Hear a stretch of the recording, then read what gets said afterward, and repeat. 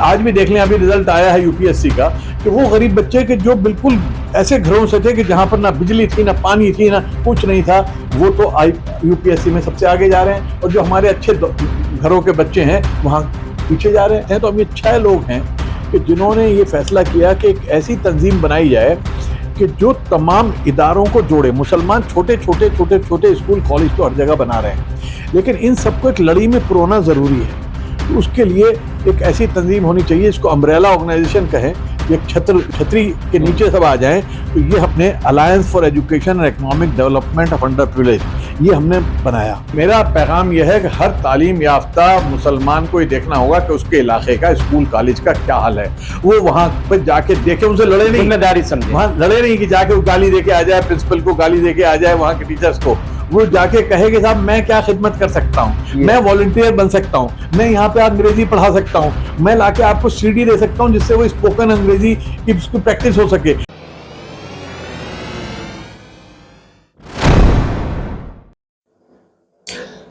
ہماری باتیں ہی باتیں ہیں، سید کام کرتا ہے، نہ پوچھو فرق کیا ہے کہنے اور کرنے والے میں۔ جب تعلیم کی بات ہوگی، ایجوکیشن کی بات ہوگی تو سر سید یاد آئیں گے، اور جب سر سید یاد آئیں گے تو اکبر الہ آبادی کا یہ شعر ضرور یاد آئے گا کہ تمام تر تنقید کے باوجود آخرکار اکبر الہ آبادی نے سر سید کے کام کا اعتراف کر لیا، اور آج دنیا کر رہی ہے، علی گڑھ مسلم یونیورسٹی دیکھ رہے ہیں۔ لیکن سوال یہ ہے کہ اس کے بعد کیا؟ ملک آزاد ہو گیا، 75 سال ہو گئے، لیکن تعلیمی سطح پر ہم کہاں ہیں؟ کیا صرف ملت ماتم کرے گی یا کوئی تدبیر بھی کرے گی؟ آخر کون ذمہ دار ہے اگر آج ہم ایجوکیشن میں پیچھے جا رہے ہیں؟ کیا اس پر سوال نہیں ہونا چاہیے؟ کیا اس پر غور و فکر نہیں ہونی چاہیے؟ بہرحال ان تمام مسئلے پر جو آج تعلیم کے ہیں بہت ساری بحثیں چل رہی ہیں، لیکن ان بحثوں سے ہٹ کر ذرا ہم اپنا محاسبہ تو کریں، ہم ذرا آئینہ تو دیکھیں۔ اور اسی لیے آج ہم بات کرنے کے لیے موجود ہیں ایک بہت ہی بڑی شخصیت سے کہ جس نے ایک دور دیکھا ہے۔ میری مراد ہے محترم جناب شاہد صدیقی صاحب سے، جو کہ سابق ممبر پارلیمنٹ ہیں اور ہم سب کے صحافت میں سرپرست ہیں، رہنما ہیں۔ میں ان سے بات کروں گا، اور ان کا بڑا کام ہے ایجوکیشن پہ۔ آج بھی وہ اپنی اس عمر میں ایجوکیشن تحریک کو لے کر کے موومنٹ چلا رہے ہیں۔ یہ بات الگ ہے کہ ملت نہیں دیکھ رہی یا دیکھنا نہیں چاہتی یا جو بھی، بہرحال بات میں کروں گا۔ شاہد صدیقی صاحب، جو ڈیٹاز آ رہے ہیں بہت افسوسناک ہیں، کیا کہیں گے اس پر آپ؟ دیکھیے، ہمارے قوم نے کبھی تعلیم کی اہمیت کو نہیں سمجھا۔ سر سید نے جو تحریک چلائی تھی اس کا مقصد صرف ایک یونیورسٹی بنانا نہیں تھا، اس کا مقصد کچھ تعلیم یافتہ لوگ پیدا کرنا نہیں تھا، اس کا مقصد تمام پوری قوم کو اوپر اٹھانا تھا، ان کو ان کا باعزت مقام دلانا تھا، انہیں ان کا حق دلانا تھا۔ اور دنیا میں کوئی قوم آگے نہیں بڑھ سکتی، کوئی قوم ترقی نہیں کر سکتی، کوئی قوم اپنے حقوق حاصل نہیں کر سکتی جب تک اس کے یہاں ایک بہت بڑا تعلیم یافتہ طبقہ نہ ہو۔ بالکل صحیح کہہ رہے ہیں۔ اور ہمارے یہاں ایک ذہن یہ بنا کہ تعلیم ہمیں حاصل کرنی ہے نوکری کے لیے۔ یقیناً ایک وقت تھا کہ نوکری کے لیے، جب انگریزوں کے دور میں جب سر سید تحریک چلا رہے تھے تو 33% ریزرویشن مسلمانوں کے لیے ہو گیا تھا۔ اس وقت کوئی تیسرے درجے سے اگر 3rd کلاس بھی میٹرک پاس کر لیتا تھا اسے نوکری مل جاتی تھی، لیکن آزاد ہندوستان میں وہ صورتحال نہیں ہے۔ آپ کو صرف تعلیم نہیں حاصل کرنی، آج آپ کو کوالٹی ایجوکیشن حاصل کرنی ہے، بہترین تعلیم حاصل کرنی ہے، آپ کو دوسروں سے بہتر ہونا ہے۔ نہیں بالکل شاہد صاحب، یہ بہت اچھی بات ہے کہ کوالٹی ایجوکیشن، لیکن سوال یہ ہے کہ بنیاد میں ہی ایجوکیشن نہیں ہو رہی ہے، بنیاد مضبوط نہیں ہو رہی ہے۔ یہ کہ ہمارے یہاں تعلیم تحریک تھی اور آزادی سے پہلے بڑے پیمانے پر ہمارے بزرگوں نے اسکول اور کالج بنائے۔ انہیں اندازہ تھا کہ انگریزی کی تعلیم انگریز دے رہا ہے اور ہمارے دین کی تعلیم سے دور کر رہا ہے، تو انہوں نے اسکول کالج کھولے، مدرسے کھولے۔ آپ کو ہر شہر میں، خاص طور پہ نارتھ انڈیا کے ہر شہر میں اسلامیہ کالج ملے گا، فیض عام کالج ملے گا، بڑی بڑی ان کی عمارتیں، بڑی بڑی ان کی جائیدادیں ہیں۔ آپ کو سینکڑوں ہزاروں مدرسے ملیں گے. اور یہ جو تصور ہے کہ نارتھ انڈیا پیچھے ہے اور ساؤتھ انڈیا آگے ہے، بالکل غلط تصور ہے. اچھا. اصل تو تحریک نارتھ انڈیا میں بنی تھی، چاہے وہ علی گڑھ مسلم یونیورسٹی کی تحریک ہو، چاہے وہ جامعہ ملیہ اسلامیہ کی تحریک ہو، چاہے مظاہر العلوم کی تحریک ہو، چاہے وہ دارالعلوم دیوبند کی تحریک ہو، چاہے وہ ندوۃ العلماء کی تحریک ہو، چاہے وہ شبلی کالج کی تحریک ہو. تو یہ نارتھ انڈیا میں تعلیم کی تحریک بہت زبردستی آزادی سے پہلے.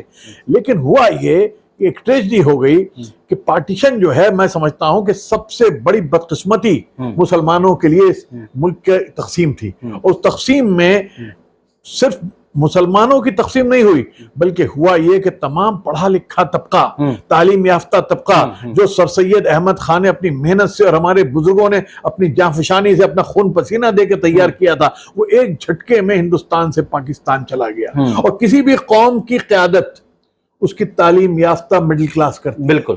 انگریزی میں ہم کہتے ہیں کہ educated middle class is the vehicle of change and reform. جس کے پاس جو یعنی اس کی جو گاڑی ہے، جس گاڑی پہ بیٹھ کے قوم سواری کرتی ہے، اس کا جو ڈرائیور ہوتا ہے، وہ ڈرائیور ہمیشہ تعلیم یافتہ مڈل کلاس کا آدمی ہوتا ہے. اور جب وہ نہ رہے تو آپ کا ڈرائیور نہیں رہا تو آپ کی گاڑی ٹھپ ہو جاتی ہے. تو مسلمانوں کی گاڑی ٹھپ ہو گئی 47 کے بعد.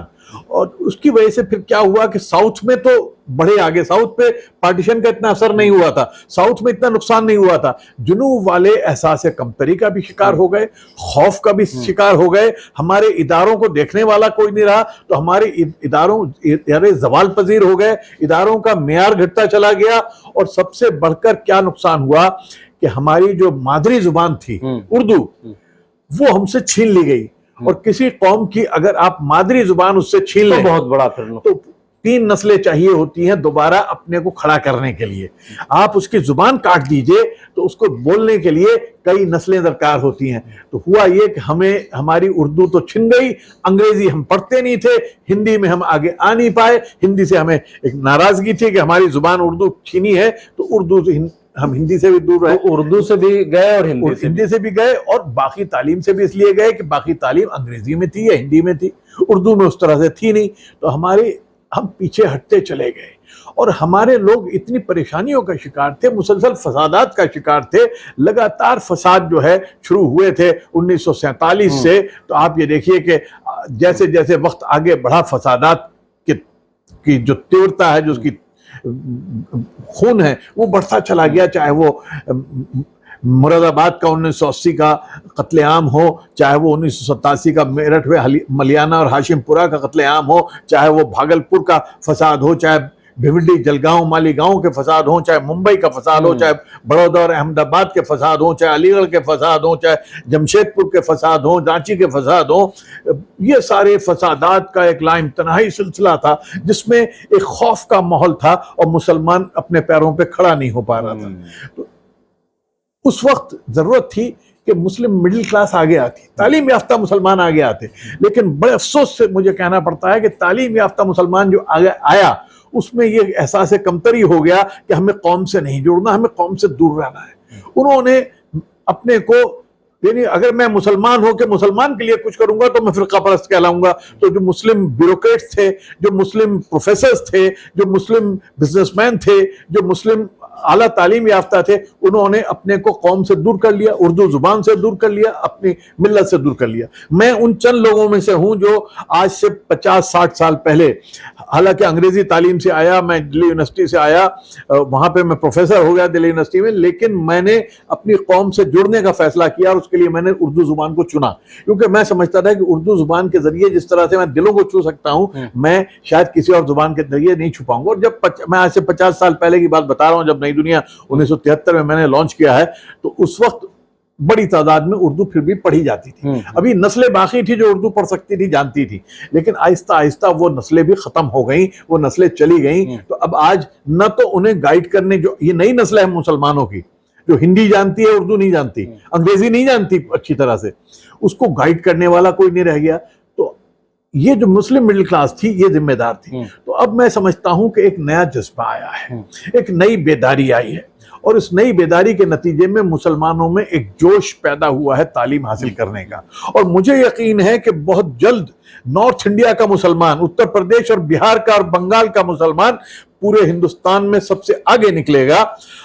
ہندوستان میں نہیں، میں بار بار اس بات کو کہتا آیا ہوں، وہ پوری دنیا میں اگر مسلمانوں میں سب سے زیادہ کوئی پڑھا لکھا ہوگا تو یہ ہندوستان کا مسلمان ہوگا، خاص طور پہ نارتھ انڈیا کا مسلمان۔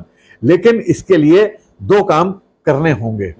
ایک تو اس کے اندر یہ جذبہ پیدا کرنا ہوگا کہ ہمیں تعلیم میں اول رہنا ہے، ہم دویم رہنے کا ہمیں حق نہیں ہے، ہم 19 نہیں رہ سکتے، ہمیں 21 ہونا پڑے گا۔ ہمیں دوسرے اگر یہاں تک پہنچے ہیں تو ہمیں یہاں تک پہنچنا پڑے گا، دوسرے اگر 6 گھنٹے پڑھتے ہیں تو ہمیں 8 گھنٹے پڑھنا ہوگا، دوسرے اگر اپنا کلیجہ دیتے ہیں تو ہمیں اپنا دل جگر سب کچھ دینا ہوگا تعلیم کے لیے۔ تو مسلمانوں میں یہ جذبہ تعلیم کا اور اعلیٰ تعلیم کا، بہترین تعلیم کا، کوالٹی ایجوکیشن کا۔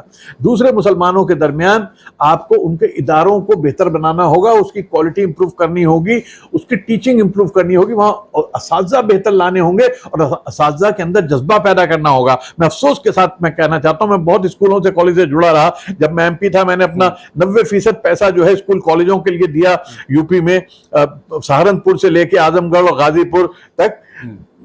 میرا تجربہ یہ رہا کہ ہمارے اداروں کے جو اساتذہ ہیں ان کو دلچسپی نہیں ہے قوم کے ساتھ، وہ صرف تنخواہ لیتے ہیں، انہیں یہ جذبہ نہیں ہوتا کہ میں صرف تنخواہ لینے کے لیے نہیں آیا ہوں، میرے اوپر ذمہ داری ہے قوم کی آنے والی نسلوں کو سدھارنے کی۔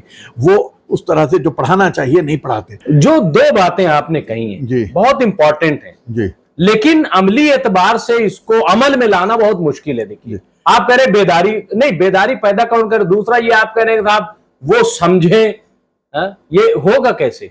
دیکھیے بیداری تو آ چکی ہے، آج تو مسلمان میں نہیں سب میں بیداری آ گئی ہے تعلیم کے، لیکن ابھی مسلم نوجوان شاید صاحب یہ سمجھتا ہے یا اس کے اندر پتہ نہیں کس نے یہ بھر دیا ہے کہ صاحب پڑھنے سے فائدہ کیا ہوگا، نہ نوکری ملے گی نہ کچھ ہوگا، سرکار تو ہمارے خلاف ہی ہے، 2% ہے، اور یہ مطلب یہ چیزیں جو ہے یہ کیوں؟ بھائی پرائیویٹ کمپنیز ہیں اور تمام ہے، آپ باہر جا کر کے نوکری کر سکتے ہیں اگر اچھی ایجوکیشن، پھر یہ کیوں گھس گیا؟ یہ اس لیے گھسا کہ ہم لوگوں نے انہیں سمجھایا نہیں، ہمارے میڈیا نے، ہمارے علماء نے، ہماری مڈل کلاس نے، ان سب کا کام ہے انہیں سمجھانا۔ دو باتیں ہیں اس میں، ایک تو یہ کہ جو باصلاحیت ہے اسے کوئی روک نہیں سکتا، بالکل آج تک نہیں روک پایا نہ روک پائے گا۔ ہاں آپ کو دوسروں سے تھوڑا زیادہ صلاحیت رکھنی ہوگی، آپ چاہیں کہ آپ دوسروں سے کم ہو لیکن آپ کو نوکری مل جائے تو نہیں ملے گی، آپ کے ساتھ تعصب تو بڑھتا جائے گا۔ دنیا میں ہر اقلیت کے ساتھ تعصب بڑھتا جاتا ہے، تو اقلیت کو تیار رہنا چاہیے تعصب جھیلنے کے لیے۔ تعصب کا توڑ کیا ہے؟ تعصب کا توڑ نہیں ہے کہ میں گھر میں بیٹھ جاؤں اور تعلیم چھوڑ دوں، تعصب کا توڑ یہ ہے کہ میں دوسروں سے زیادہ بہتر ہو کے، زیادہ محنت کر کے میں دکھاؤں گا تم کو کہ میں کم نہیں ہوں، میں ہر میدان میں تم سے آگے ہوں۔ تو یہ ایک توڑ ہے۔ دوسری چیز جو ہے وہ یہ ہے کہ مسلمان کے ذہن میں ہمارے لوگوں نے یہ بٹھا دیا کہ تعلیم کا مقصد ہے نوکری حاصل کرنا۔ تو میرے عزیز، تعلیم کا مقصد نوکری حاصل کرنا ہرگز نہیں ہے، تعلیم کا مقصد، اور ہمارے دین میں بھی نہیں، ہمارا دین جس کی بنیاد ہی پڑھو سے ہے، اقرا سے ہے، اور اللہ کے نام سے پڑھنے کو ہے شروع، اور جہاں فرض کر دی گئی ہے تعلیم، جہاں صرف مردوں پہ نہیں عورتوں پر بھی واضح قرآنی آیات ہیں کہ تعلیم جو ہے آپ کے اوپر فرض کر دی گئی۔ اس قوم کے ہاں تعلیم نوکری کے لیے نہیں ہے، وہاں تعلیم بہتر مسلمان، بہتر انسان، بہتر وطن پرست، اور ہر میدان میں بہتر بننے کے لیے تعلیم۔ آپ ایک ڈرائیور ہیں، اگر آپ کے پاس تعلیم ہے، آپ انگریزی کا اگر آئلٹس کا ایگزام لے لیتے ہیں، آج لاکھوں ڈرائیورز کی ضرورت ہے کینیڈا میں اور آسٹریلیا میں۔ آپ کو کسی انجینئر کو نوکری ملے نہ ملے، آپ کو ضرور ملے گی۔ اگر آپ پلمبر ہیں اور آپ نے ساتھ میں میٹرک بھی کیا ہے اور آپ تھوڑی انگریزی بھی جانتے ہیں، تو آپ کو دبئی کے اندر، آپ کو گلف کے اندر، آپ کو آسٹریلیا اور کینیڈا اور یورپ کے اندر بہترین نوکریاں ہاتھ پھیلا کے کھڑے ہیں آپ کو دینے کے لیے، لیکن آپ کو تعلیم ساتھ میں چاہیے۔ اس طرح سے اگر آپ ایک دکاندار ہیں، دیکھیے مسلمان بہت ہی ہوشیار اور سمجھدار ہے، خاص طور پہ نارتھ انڈیا کے مسلمان کا میں بتا دوں آپ کو کہ جو آپ کے سہارنپور کے برتن بنانے والے ہیں، بنارس کے جو سلک بنانے والے، کپڑے بنانے والے ہیں، پاورلوم والے، ان سے بہترین کوئی نہیں ہے۔ بھاگلپور کے جو ہمارا سلک بنانے والا، اس سے دنیا میں بہتر اس سے سلک کوئی نہیں ہے۔ ہمارے جو لکڑی کے سہارنپور کے کام کرنے والے، ان سے بہتر کوئی نہیں ہے، لیکن وہ بناتے ہیں اس پہ کھاتا کوئی اور ہے. وہ بھوکے مرتے ہیں. کیوں؟ کہ ان کے پاس تعلیم نہیں ہے. اگر ان کے پاس تعلیم ہو, اگر ان کے بچے تعلیم حاصل کریں, اس لیے نہیں کہ انہیں کام چھوڑنا ہے, کہیں جا کے نوکری کرنی ہے دلی میں 10,000 روپے کی, نہیں, وہ تعلیم اس لیے حاصل کریں کہ کیسے اپنے کاروبار کو چار چاند لگائیں گے, کیسے مارکیٹنگ سیکھیں گے, کیسے ایکسپورٹ سیکھیں گے, کیسے موومنٹ چلایا جائے, کیسے کیا جائے ان تک, کیسے, کیونکہ اگر ان کو واقعی اتنا سب کچھ معلوم ہوتا تو پھر وہ مطلب ایجوکیشن لے ہی لیتے. اس کے لیے کیا ہو سکتا ہے؟ دیکھیے, پہلی بات تو جیسا کہ یہ ہے کہ یہ ایک احساس آپ نے کہا تھا کہ صاحب مسلمان سوچتا ہے کہ نوکری نہیں ملے گی, تو میں اس پہ کہہ رہا ہوں کہ وہ ایک آپ کو, ہمارے میڈیا کو, ہمارے علماء کو, ہماری مساجد سے, ہمارے اسکولوں سے, ہر جگہ پر یہ کوئی ایک آدمی کا کام نہیں ہے, یہ ہر آدمی کا ذمہ داری ہے جو تھوڑی بہت بھی عقل اور شعور لگتا ہے. ہم تعلیم کے, میں دیکھتا ہوں کہ اگر میں فیس بک پہ یا کہیں کوئی اپنی فوٹو ڈال دوں تو اس پہ 500 لائک آ جاتے ہیں منٹوں میں, لیکن میں جب تعلیم پہ کچھ ڈالتا ہوں تو 4-5 لوگوں کا ہلکا سا آ جاتا ہے, کوئی دلچسپی نہیں, اور پھر کہتے ہیں کہ صاحب کوئی کچھ کر نہیں رہا. ارے بھائی تم آؤ نا, تم میں سے ہر آدمی کی ذمہ داری ہے. یہ ذمہ داری کوئی نجیب جنگ کی نہیں ہے, یہ ذمہ داری صرف کوئی کسی مولانا ارشد مدنی کی نہیں ہے, یہ ذمہ داری ہر اس انسان کی ہے جس کو ذرا سی بھی دلچسپی اپنی قوم سے, اپنے ملک سے اور اپنے لوگوں سے. اور دوسری بات یہ کہ ہم لوگوں نے اسی لیے ایک تنظیم بنائی, بہت عرصے پہلے نہیں, ابھی صرف 1 سال بھی نہیں ہوا مشکل سے. تو میں اور نجیب جنگ صاحب جو دلی کے لیفٹیننٹ گورنر تھے, جناب ایس وائی قریشی صاحب جو کہ چیف الیکشن کمشنر تھے, دونوں بہت سینئر IAS ہیں, اور جناب جنرل ضمیر الدین شاہ جو وائس چانسلر بھی تھے علی گڑھ مسلم یونیورسٹی کے, ہندوستان کی فوج کے ڈپٹی آرمی چیف بھی تھے. نجیب جنگ صاحب آکسفورڈ میں بھی پڑھایا انہوں نے, اور دلی جامعہ ملیہ کے وائس چانسلر بھی رہے, اور اس کو اٹھایا انہوں نے. تو یہ تمام لوگ ہیں جن کا تعلق تعلیم سے بھی ہے, جن کا تعلق حکومت سے بھی ہے, جن کا تعلق علم, شعور, آگہی سے بھی ہے. اور جناب سعید شیروانی صاحب جن کا پورا خاندان ہمیشہ اس میدان میں آگے رہا, الہ آباد سے شروع ہو کے, اور پورا ڈیپ فلیش لائٹ انڈسٹریز بھی, اور اسکول کالج وہاں پر بھی قائم کیے, الہ آباد میں بھی اور بدایوں میں بھی, اور مختلف جگہ پر انہوں نے قائم کیے. تو یہ لوگ تھے, ہم 5 لوگ, اور رحمان خان صاحب جو مائنورٹی منسٹر بھی رہے ہیں, اور کرناٹک میں انہوں نے تعلیمی تحریک بڑے پیمانے پر الامین کی تحریک چھیڑی تھی, جو جس کا کہ وہاں پہ بہت, جو آج آپ دیکھ رہے ہیں اتنے کالجز, اور یہ اس تحریک کا نتیجہ تھی جو اس وقت ان لوگوں نے چھیڑی تھی. تو رحمان خان صاحب ہمارے ساتھ ہیں. تو ہم یہ 6 لوگ ہیں کہ جنہوں نے یہ فیصلہ کیا کہ ایک ایسی تنظیم بنائی جائے کہ جو تمام اداروں کو جوڑے. مسلمان چھوٹے چھوٹے اسکول کالج تو ہر جگہ بنا رہے ہیں, لیکن ان سب کو ایک لڑی میں پرونا ضروری ہے. تو اس کے لیے ایک ایسی تنظیم ہونی چاہیے, اس کو امبریلا آرگنائزیشن کہیں, ایک چھتری کے نیچے سب آ جائیں. تو یہ ہم نے alliance for education and economic development of under privilege, یہ ہم نے بنایا. اور اس کے دیکھیے آپ کو 3-4 مقصد ہم نے بنائے.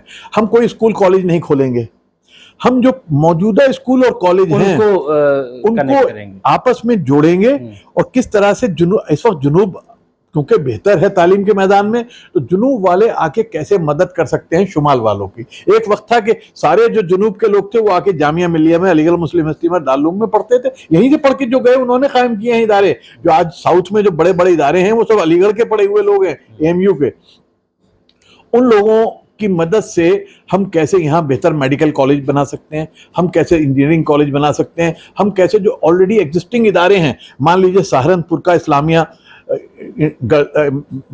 ڈگری کالج ہے, یا مظفر نگر کا اسلامیہ ڈگری کالج ہے, یا شاہجہاں پور کا کالج ہے, یا فیض عام انٹر کالج ہے میرٹھ کا ہے, شبلی کالج ہے, اور شیعہ کالج ہے لکھنؤ کا. ان سب کے رزلٹ بہت اچھے نہیں آتے, ان سب کی حالت بہت اچھی نہیں ہے. یہاں جو بچے جاتے ہیں وہ زندگی میں کچھ کر نہیں پاتے ہیں آگے. ان کو کیسے ان کا معیار بلند کیا جائے, اس کے لیے ہم لوگوں نے کئی اسکیمیں تیار کی ہیں. اس میں ایک تو یہ ہے کہ کیسے ان کو دوسرے اداروں سے جوڑا جائے. دوسرے ہم ایک بڑی اسکیم لے کے چل رہے ہیں کہ یہاں جو موجودہ ٹیچرز ہیں ان کو کیسے ہم دوبارہ سے ٹرین کریں تاکہ وہ جدید ترین تعلیم دینے کی ان میں صلاحیت اور ابھر جائے. میں ہی نہیں کہہ رہا ہوں, سارے زیادہ تر ٹیچر ایماندار ہیں, اچھے ہیں, لیکن ان کو جدید ٹیکنالوجی سے ان کی ٹریننگ نہیں ہو رہی. آج جو ہے آپ کو ڈیجیٹل ایجوکیشن کی ضرورت ہے. آج آپ آن لائن اسمارٹ کلاسز کے ذریعے آپ پڑھاتے ہیں, ہمارے لوگ نہیں کر سکتے. تو ان کے پاس کیسے آئے گا, کون کرے گا؟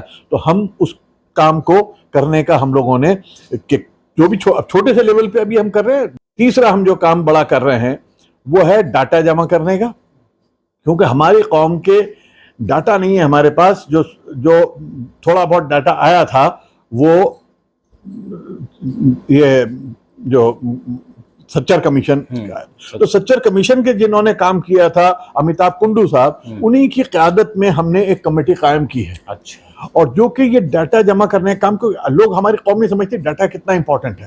بغیر ڈاٹا کے آپ زندگی میں کہیں آگے نہیں بڑھ سکتے, اور آپ کوئی پالیسیز نہیں بنا سکتے, آپ کوئی پلان نہیں بنا سکتے, آپ حکومت سے شکایت نہیں کر سکتے, آپ عدالتوں میں اپنی جو ہے پیروی نہیں کر سکتے. تو بڑا کام ہے یہ ڈاٹا جمع کرنا, معمولی کام نہیں ہے, کروڑوں روپے خرچ ہوں گے اس کے اوپر.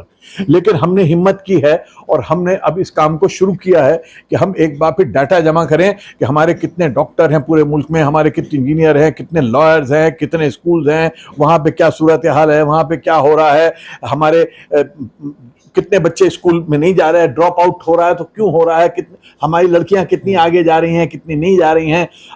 ہمارے پہ الزام لگتا ہے کہ ہمارے مدرسوں میں بچے جا رہے ہیں, مدرسوں میں کیا پڑھایا جا رہا ہے, مدرسوں کی حالت کیا ہے, کتنا % مدرسوں میں جا رہا ہے. سچر نے بتایا تھا 4% مدرسوں میں جا رہا ہے. اب ہمیں دیکھنا ہے کہ آج 30 سال بعد مدرسوں میں کتنے بچے جا رہے ہیں, کتنے نہیں جا رہے ہیں.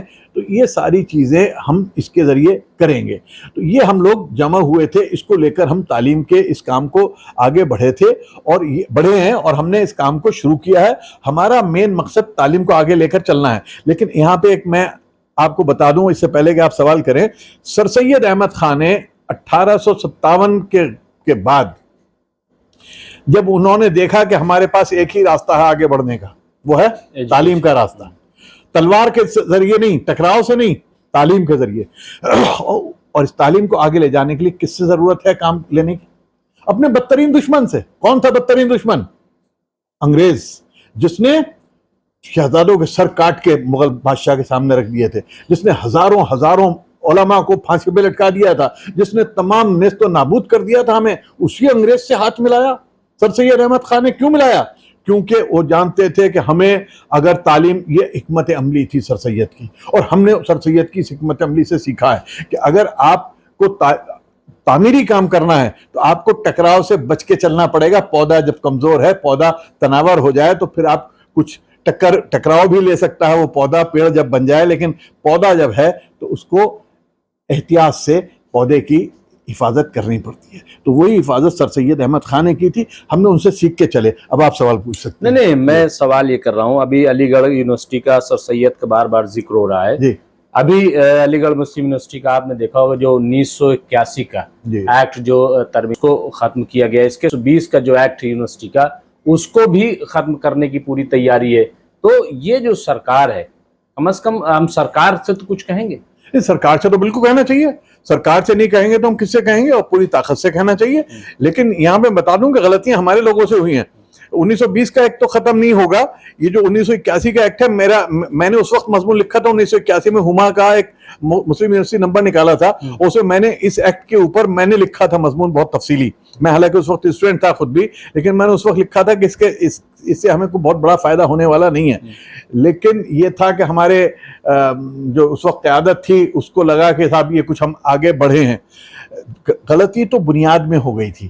جب اصل میں سر سید احمد خان نے خود یونیورسٹی قائم نہیں کی تھی, یہ حکومت کے انہوں نے کالج قائم کیا تھا, اسکول قائم کیا تھا. بعد میں جب یونیورسٹی کی شکل بنی ہے تو وہ گورنمنٹ نے قائم کی تھی, حکومت نے قائم کی تھی, سر سید نے قائم نہیں کی تھی. تو وہ گورنمنٹ ایکٹ کے ذریعے بنی تھی. تو اس طرح سے وہ ایک سینٹرل یونیورسٹی ہو گئی تھی, جیسے دلی یونیورسٹی ہے. تو اس کا جو مائنورٹی کیریکٹر ہے وہ خطرے میں. لیکن کبھی بھی ایکٹ تو پارلیمنٹ ہی وہ کرے گی یا سرکار ہی کرے گی, ایکٹ کوئی اپنے سے تو بنا نہیں لے گا. نہیں, ایکٹ یہ تو انگریز کے بنیاد یہ ایکٹ بن گیا نا. اب اس میں جو امینڈمنٹ ہوا 1981 میں, اس امینڈمنٹ میں بھی جو ہے لکوناز تھے بہت سارے. اس لکوناز کا فائدہ اٹھانے کی یہ حکومت کوشش کر رہی ہے پوری طرح سے. یہ حکومت تو چاہتی نہیں, صاف بات میں آپ سے کہتا ہوں, یہ حکومت نہیں چاہتی کہ آپ کے ادارے جو ہے وہ قائم رہیں یا آپ بہت آگے جائیں کسی بھی میدان میں. اب یہ ہمارے اوپر ہے کہ ہم کس طریقے سے اس کو لے کے چلتے ہیں. ہمیں مسلم یونیورسٹی تو ہمارے لیے اہم ہے, لیکن ہمیں اس جیسی ایک 50 یونیورسٹیاں اور قائم کرنی ہیں. ابھی ہم ساؤتھ میں گئے تھے تو بنگلور میں ہم 3 یونیورسٹیوں میں گئے جو مائنورٹی یونیورسٹیز قائم ہوئی ہیں بہترین. خود اس وقت لکھنؤ کے اندر جو جہاں پہ ابھی ہم نے انٹیگرل یونیورسٹی ہے, بہترین مائنورٹی یونیورسٹی ہے, پیورلی مائنورٹی, وہاں پہ 50% مائنورٹی کے لیے ریزرو ہے, لیکن وہ علی گڑھ یونیورسٹی سے کوئی کم نہیں ہے. اس طرح سے میگھالیہ میں محبوب الحق صاحب نے اتنی شاندار یونیورسٹی قائم کی ہے کہ علی گڑھ یونیورسٹی اس کے سامنے کچھ نہیں ہے.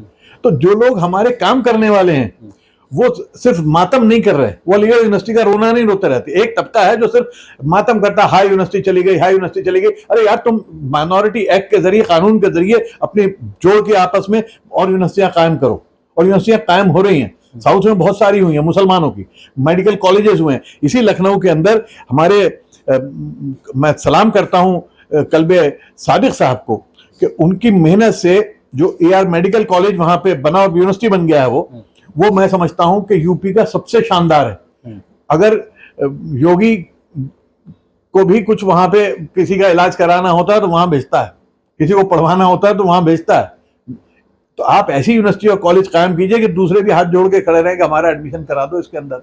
تو یہ ایک, جب تک ہمارے اندر ایک پازیٹیوٹی نہیں آئے گی, ہمارا بدقسمتی ہوئی ہے کہ ہم آزاد, ہمیں یہ نیچر بن گیا تھا, ہمارا مسلم لیگ کا بھی اس میں ہاتھ تھا, اس کے بعد ہماری قیادت کا بھی ہاتھ تھا, ہم سب ذمہ دار ہیں اس کے لیے, میں اپنے کو بھی ذمہ دار ٹھہراتا ہوں کہ ہمارا ایک بن گیا ماتم کرنے کا اور رونے کا اور شکایت کرنے کا. ہم یہ نہیں کرتے کہ اگر ہماری کوئی لکیر مٹا رہا ہے ہم اس سے بڑی لکیر کھینچ دیں. ہم یہ نہیں کرتے کہ ہم کریں گے ٹھیک ہے تم اگر ہمیں مٹانا چاہتے ہو ہم زیادہ محنت سے زیادہ جدوجہد کریں گے, ہم روئیں گے نہیں گھروں میں بیٹھ کے, ہم شکایت نہیں کریں گے. تو ہم ایک دوسرے کی شکایت کرتے رہتے ہیں, ایک دوسرے پہ ذمہ داری ڈالتے رہتے ہیں. ہمارے علماء نے کچھ نہیں کیا, ہمارے لیڈروں نے کچھ نہیں کیا. ارے بھائی لیڈر آسمان سے اترتے ہیں کیا؟ لیڈر تو تم بناتے ہو. تم اگر ایک پڑھے لکھے آدمی کے ساتھ نہیں چلو گے اور ایک جاہل, ایک کرمنل کے پیچھے چلو گے تو لیڈر تو وہ بنے گا. پھر کہو گے ہمارے لیڈر خراب ہیں. ارے چنتے تو تم ہو. جہاں کوئی پڑھا لکھا, مولانا ابوالکلام آزاد کے لیے الیکشن جیتنا ناممکن تھا, انہیں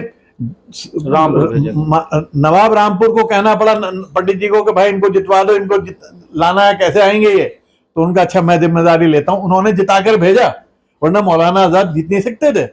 جو پڑھا لکھا مسلمان کبھی الیکشن لڑ لیتا ہے تو اس کے لیے بڑا مشکل ہوتا ہے. میں ساری محنت کر کے, ساری زندگی دے کے, سارا اسکول کالج اور اس کے لیے لگا کے الیکشن لڑنے جاتا ہوں, تو میرے لیے الیکشن جیتنا بہت مشکل کام ہے. ہاں اگر کوئی کرمنل ہو, انگوٹھا چھاپ ہو, اسی جگہ سے جہاں سے میں ہارا وہیں سے, ایسے لوگ کہ جو تاریخ میں ایسا انگوٹھا چھاپ ہوئے نہیں آج تک, کہ کوئی وہ اوتھ بھی نہیں پڑھ سکتے, دستخط بھی نہیں کر سکتے, سمپل دستخط بھی نہیں کر سکتے, ایسے آپ ایم پی بنا کے بھیجتے ہیں, پھر آپ شکایت کرتے ہیں. تو ہماری لوگوں کے اندر ایک جذبہ جو ہے, جو آپ کہہ رہے ہیں کہ جذبہ کون پیدا کرے گا, جذبہ ہم سب کو ہر جگہ پر رہ کر پیدا کرنا ہوگا. اب تک ہم صرف روتے آئے, شکایت کرتے آئے, ماتم کرتے آئے, اور حالات بھی تھے, اس کے لیے لوگ ذمہ دار نہیں تھے, ہمارے حالات ایسے تھے. 47 کے بعد سے دیکھیے قوموں کی زندگی میں 50 سال کا عرصہ کوئی بڑا عرصہ نہیں ہوتا.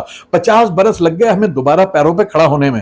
اب ہم جو پیروں پہ کھڑا ہو رہے ہیں تو ہمیں احساس کمتری دور کرنا ہے, اور یہ ہمیں مان کے چلنا ہے کہ جو حکومت سے توقع زیرو رکھیے, اس کے بعد کام کیجیے. اگر حکومت کچھ کر دیتی ہے ویل اینڈ گڈ, نہیں کرتی ہے تو ہم میں اتنا دم ہونا چاہیے. سکھ ہے, سکھوں سے سبق سیکھیے, آپ یہودیوں سے سبق سیکھیے, اپنے مخالف سے بھی سبق سیکھیے. دنیا میں یہودیوں سے زیادہ ظلم کسی پہ نہیں ہوا. صرف یورپ کے اندر, صرف جرمنی میں 60 لاکھ یہودی مارے گئے. باقی پورے یورپ کے اندر ان کو جتنا ذلیل کیا گیا, امریکہ میں, یورپ میں, 1000 برس تک انہوں نے کیا اپنی زبان چھوڑ دی؟ انہیں نوکری تو نہیں ملتی تھی ہیبرو پڑھ کے, لیکن جس دن اسرائیل بنا تو ہر بچہ ہیبرو جانتا تھا.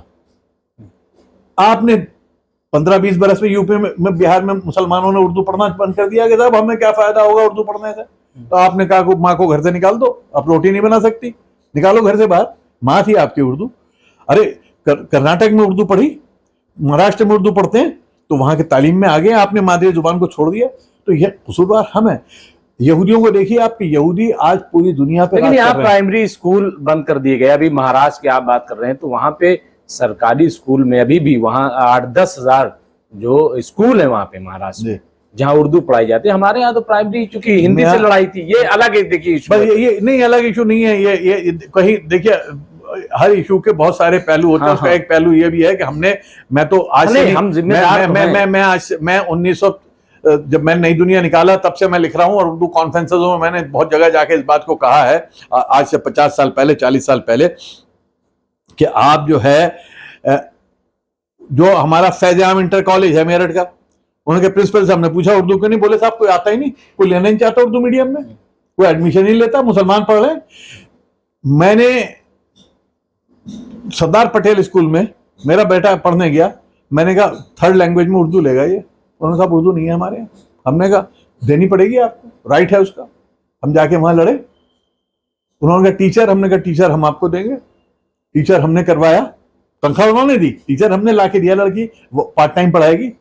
نتیجہ کیا ہوا کہ لیکن وہاں پہ اگر 100 مسلمان بچے تھے تو ان میں سے 10 نے چنا اردو کو, باقی جو 90 بچے آئے وہ غیر مسلم آئے. میرے اپنے یہاں سیکورٹی والے آئے 20-50 میری سیکورٹی پہ تھے, ان میں اگر کوئی مسلمان تھا اس نے نہیں سیکھی, لیکن اگر کوئی جاٹ آیا, کوئی گجر آیا, کوئی دوسرا آیا, اس نے کہا بھائی صاحب مجھے اردو پڑھا دو, وہ یہاں رہ کے نئی دنیا کے دفتر میں اردو سیکھ گیا. ہو تو یہ ایک جذبہ بھی ہوتا ہے سر. یہ جو ہے کہ صاحب ہمیں تو یوں ہو گیا, ہمیں تو وہ ہو گیا, تو روتے رہو, شکایت کرتے رہو. آپ آج بھی دیکھ لیں, ابھی رزلٹ آیا ہے یو پی ایس سی کا, کہ وہ غریب بچے کہ جو بالکل ایسے گھروں سے تھے کہ جہاں پر نہ بجلی تھی, نہ پانی تھی, نہ کچھ نہیں تھا, وہ تو یو پی ایس سی میں سب سے آگے جا رہے ہیں, اور جو ہمارے اچھے گھروں کے بچے ہیں وہاں پیچھے جا رہے ہیں. اور یہ صرف ہندوستان کا رونا نہیں ہے, مطلب یہ کہ اب ہمیں اٹھ کھڑے ہونا چاہیے. اٹھ کھڑے تو ہو گئے ہیں, صرف اٹھ کھڑے نہیں ہوگا, آگے ہمیں دوڑنا ہوگا, ہمیں چھلانگ لگانی ہوگی, ہمیں جہاں دوسرے پہنچے ہیں ہم وہاں سے ہمیں شروع کرنا ہوگا. ہمیں ماتم نہیں کرنا چاہیے, نہیں ماتم نہیں, ہمیں زیادہ سے ہمیں ہر جگہ پر ہر تعلیم, میرا پیغام یہ ہے کہ ہر تعلیم یافتہ مسلمان کو یہ دیکھنا ہوگا کہ اس کے علاقے کا اسکول کالج کا کیا حال ہے. وہ وہاں پہ جا کے دیکھے, ان سے لڑے نہیں, ذمہ داری سمجھے, وہاں لڑے نہیں کہ جا کے وہ گالی دے کے آ جائے, پرنسپل کو گالی دے کے آ جائے, وہاں کے ٹیچرز کو. وہ جا کے کہے کہ صاحب میں کیا خدمت کر سکتا ہوں, میں والنٹیئر بن سکتا ہوں, میں یہاں پہ انگریزی پڑھا سکتا ہوں, میں لا کے آپ کو سی ڈی دے سکتا ہوں جس سے وہ اسپوکن انگریزی کی اس کی پریکٹس ہو سکے, میں پیسہ دے سکتا ہوں, 10 آدمی مل کے ہم ایک اسمارٹ کلاس روم بنا سکتے ہیں. جیسے میری ایک تحریک ہے کہ ہر مدرسے کے اندر کم سے کم ایک اسمارٹ کلاس روم ہم شروع کریں, network of smart class rooms ہو, کہ جس کے ذریعے میرا ایک ٹیچر بنگلور میں بیٹھا ہوا, ایک ٹیچر دلی میں بیٹھا ہوا, 500 اسکولوں اور کالجوں کو میتھمیٹکس بچوں کو بہترین پڑھا سکے, کیونکہ ان کے پاس وہ عمدہ ٹیچر نہیں ہو سکتا جو ٹیچر میں دے سکتا ہوں ان کو. تو وہ عمدہ ٹیچر جو ہے mathematics, English, science, physics, chemistry پڑھا سکے, وہ ہو گئے. لیکن اس کے لیے ہر جگہ پر لوکل لیول پہ لوگوں کو ایک تحریک بنانی ہوگی, چھوٹی چھوٹی تحریکیں بنانی ہوں گی. آج کوئی سر سید نہیں آئے گا, سر سید کا انتظار مت کیجئے, آپ میں سے ہر آدمی کو سر سید احمد خان بننا پڑے گا. جب تک یہ نہیں آئے گا جذبہ, اور آج آپ کے پاس اس وقت انگریز حکومت تو تھی آپ کی دشمن, لیکن ایک وقت آ کے وہ آپ کے ساتھ بھی کھڑی ہو گئی تھی. سر سید کی حکمت عملی کے نتیجے میں انگریز حکومت آپ کے ساتھ کھڑی ہو گئی تھی. لیکن آج جو ہے آپ یہ مان کے چلیے, ابھی ایک کتاب آئی ہے جس میں میں تو اس بات کو پہلے سے مانتا ہوں کہ جو کانگریس کا دور تھا یا پنڈت نہرو کا دور تھا یا اس کے بعد کا دور تھا, اس میں بھی کوئی مسلمانوں کی حالت اچھی نہیں تھی. اسی وقت نہیں ہے ہم سے تعلیم اور نوکریاں اور ایجوکیشن, اور میرے والد اور میں تو ہم جیلیں ہم نے سب سے زیادہ اسی وقت کاٹی ہیں. تو ایسا سمجھنا کہ یہ حکومت بدل جائے گی تو بہت اچھا ہو جائے گا, یہی حکومت کر رہی ہے, اس سے پہلے سب کچھ ٹھیک تھا. اگر سب کچھ ٹھیک تھا تو پچھلے کیوں آپ؟ اگر مودی کے آنے سے پہلے مسلمانوں کی حالت بہت اچھی تھی اور سب بڑھیا چل رہا تھا, تو آپ اتنے زیادہ پچھڑے کیوں تھے؟ پچھڑے تھے آپ کانگریس کے راج میں. معاف کریں, میں تو سماجوادی میں بھی رہا ہوں, میں خلاف نہیں ہوں کسی کے, سیکولر پارٹیوں کے میں ساتھ ہوں, لیکن سماجوادی کے راج میں بھی آپ کی تعلیمی حالت بہتر نہیں ہے. اور میں ہمیشہ اگزامپل دیتا ہوں بنگال کا. بنگال میں 37 برس لیفٹ گورنمنٹ کی حکومت رہی, سی پی ایم کا راج رہا 37 برس, 37 ایئرس. لیکن بنگال میں جہاں 26% مسلمان ہیں, وہاں نوکریوں میں وہ 2.5-3% سے زیادہ کیوں نہیں بڑھا؟ اگر ایسے ہی اچھا تھا, اگر وہ برے نہیں تھے, آپ کو روک نہیں رہے تھے, تو آپ 3% کے 26% نہ ہوتے, 6% تو ہو جاتے. لیکن کوشش ہمیں کرنی پڑے گی. تو نہیں, کوشش آپ کو خود کرنی پڑے گی. وہی اللہ تعالیٰ بھی اس قوم کی حالت نہیں بدلتا جسے خود فکر نہ ہو اپنی حالت بدلنے کی. تو مسلمان یہ جو سمجھتا ہے کہ حکومت بدل جائے گی, کل کو مودی کی جگہ اگر راہل گاندھی پرائم منسٹر ہو گئے یا کوئی اور فن خاموش پرائم منسٹر ہو گئے, کوئی اعظم خان صاحب پرائم منسٹر ہو گئے, تو مسلمانوں کی حالت بدل جائے گی. نہیں سر, نہیں بدلے گی. मुसलमानों की हालत उस दिन बदलेगी, किसी भी कौम की हालत उस दिन बदलती है जब कौम के अंदर ये एहसास पैदा हो जाता है कि मुझे खुद अपने पैरों पे खड़ा होना है, मेरी मदद को कोई नहीं आएगा। जो मैं कहता हूँ कि खुद पर और खुदा पर, खुदी पर और खुदा पर एतकाद और एतमाद करके आदमी आगे बढ़ सकता है। अगर वो ये कहे कि मुझे कोई आके निकाल ले इस गड्ढे से, मैं इस कुएं के अंदर घुस गया हूं, मुझे कोई आके खींच ले, तो ऐसा नहीं होने वाला। आपको खुद ही रास्ते निकालने हैं, गड्ढे से बाहर आना है, अंधेरे से बाहर आना है, और आपका दीन इसमें आपका रहनुमाई करता है, आपका कुरान करीम आपकी रहनुमाई करता है, आपकी सीरत नबवी आपकी रहनुमाई करती है, और आपके बुजुर्ग आपकी रहनुमाई करते हैं। सर सैयद अहमद खान जैसे लोग जो हैं वो एक नहीं थे, शिबली नोमानी भी थे। आपने अभी अकबर इलाहाबादी का तस्करा किया। अकबर इलाहाबादी बहुत सख्त खिलाफ थे सर सैयद अहमद खान को, और अंग्रेजी तालीम के बहुत मजाक उड़ाते थे, और बहुत, लेकिन उनका क्रिटिज्म भी बहुत सही भी था, क्रिटिज्म बहुत सारा, लेकिन आहिस्ता आहिस्ता उन्हें अंदाजा हो गया कि मैं गलती पर था। तो आज हमारे भी बहुत सारे लोगों को अंदाजा हो रहा है, और मैं देख रहा हूं कि हमारे जो उलमाए कराम हैं उनसे जब बात करता हूं तो वो आज ये कहते हैं कि सबसे पहली जरूरत हमारे लिए आज स्कूलों की है। और एक आखिरी बात मैं आपसे कहूंगा कि अंग्रेजों ने अपनी तालीम कैसे फैलाई यूरोप ने, अपने मदरसों के जरिए। ये जो चर्च हैं उनके, Saint Columbus, Saint Xavier's, Oxford, Cambridge, ये क्या है, उनके मदरसे हैं। इन मदरसों में पहले सिर्फ बाइबल पढ़ाई जाती थी, लेकिन फिर उन्होंने साइंस भी पढ़ानी शुरू कर दी। नतीजा क्या हुआ कि आज दुनिया में सबसे आगे कौन है तालीम में? ईसाई हैं। ईसाइयों के जो मदरसे हैं वो हैं। तो अगर दिल्ली का सबसे नंबर 1 कॉलेज कौन है? Saint Xavier's, Saint Stephen's. कलकत्ते के कौन सा है? Saint Xavier's. तो ये हर जगह पर आप देखेंगे, ये अगर कर ले मदरसों तो अगर हमारे जो मदरसे हैं उनको अच्छा स्कूल बनाए, उसको मॉडर्नाइज मत कीजिए, आप दीन पढ़ाइए, बेहतरीन पढ़ाइए, लेकिन साथ में आप उसको हमारे दीन ने कभी नहीं रोका। हमारे दीन ने, मदरसों ने बेहतरीन साइंसदान पैदा किए थे, अल रुश्द, अल राजी, अब कितने ढेरों नाम हैं। तो आप साइंस पढ़ाइए, आप मैथमेटिक्स पढ़ाइए, आप अंग्रेजी पढ़ाइए, और सबसे बढ़कर आप अरबी पढ़ाइए। आपके बच्चे 15-16 बरस मदरसे से निकलते हैं, वो अरबी बोल नहीं सकते, अरबी समझ नहीं सकते। तो अगर वो अरबी जान लेंगे तो उनके लिए बेहतरीन नौकरियां मौजूद हैं गल्फ के अंदर, सऊदीया में और कुवैत में और सारी जगह पर। दूसरे लोग जाके नौकरियां ले रहे हैं, आप नहीं ले पा रहे। वो क्या आरएसएस के लोग हैं जो दुबई में बैठे हैं, वो आपको क्यों नहीं देते नौकरी? पाकिस्तानियों को भी नहीं दे रहे हैं, आप हिंदुस्तान के लोगों को दे रहे हैं, और उसमें बहुत बड़ी तादाद गैर मुस्लिमों को दे रहे हैं, क्योंकि वो ज्यादा कैपेबल हैं। तो बहरहाल को मिलती है, कोशिश जो है वो हमें करनी चाहिए। बहुत बहुत शुक्रिया शाहिद सिद्दीकी साहब। हम फिर एजुकेशन पर और बातें करेंगे। इस वक्त बहुत बहुत शुक्रिया। तो 2-3 बातें खास तौर से, एक ये कि हमें मकामी सतह पर कोशिश करनी पड़ेगी, और हम ये समझें कि ये हमारी जिम्मेदारी है। हम कॉलेजों को देखें जो हमारे गिर्द पेश हैं। दूसरा ये कि मदरसे जो हैं उनको हमें कम से कम इस लायक बना दें कि उसमें साइंस और दूसरे जो उलूम हैं अहद हाजिर के, वो शामिल किए जाएं। और तीसरा ये कि हमें मातम नहीं करना है, हमें हिकमत अमली से काम लेना है। बहुत बहुत शुक्रिया। बहुत शुक्रिया।